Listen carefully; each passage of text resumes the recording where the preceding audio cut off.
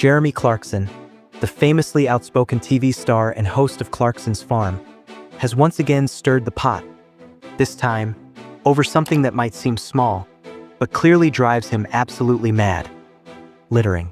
At 65, the man who once ruled the roads on Top Gear now rules over his 1,000-acre diddly-squat farm in Oxfordshire.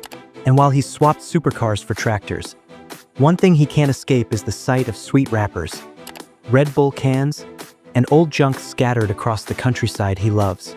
In his column for the Sunday Times, Clarkson admitted that while most people put racists or pedophiles at the top of their hate list, his number one enemy is far simpler: people who drop litter. In typical Clarkson fashion, his solution wasn't exactly gentle. "Forget fines," he said.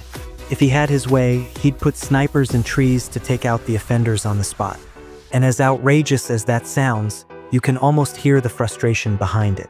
He described how the verges near his home are covered with Bounty wrappers and crushed Red Bull cans, and claimed that in Britain, there's no hedge in the land that doesn't have a fridge in it.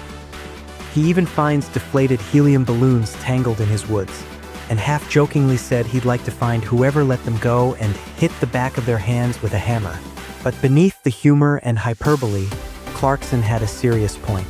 He praised the so-called litter police, who recently fined a woman £150 for pouring coffee dregs down a storm drain in London, saying they should actually be congratulated for doing their jobs properly.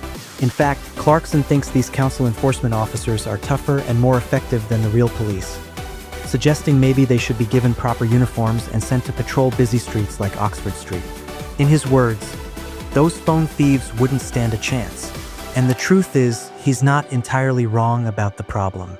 A national survey found that more than 9 out of 10 areas in England, both urban and rural, are blighted by litter. Most Brits say it's only getting worse. Nearly 3/4 notice litter in their area every single day. More than half believe dropping rubbish has just become normal behavior. But litter doesn't just make the streets look bad. The research found that it affects how people feel, too. 2/3 said they wouldn't feel safe walking through a littered area at night. Most said they'd be embarrassed to live there, and many even felt it could damage their mental health. Littered streets can also hit the economy hard, with almost 9 out of 10 people saying they'd never buy or rent property in such a place, and 3/4 believing it would scare off businesses and investment. The public clearly wants change. There's overwhelming support for stronger anti-littering campaigns and better community pride. Around 6 in 10 people say part of the problem is that we've simply stopped caring about our shared spaces. And maybe that's why Clarkson's rant struck a chord.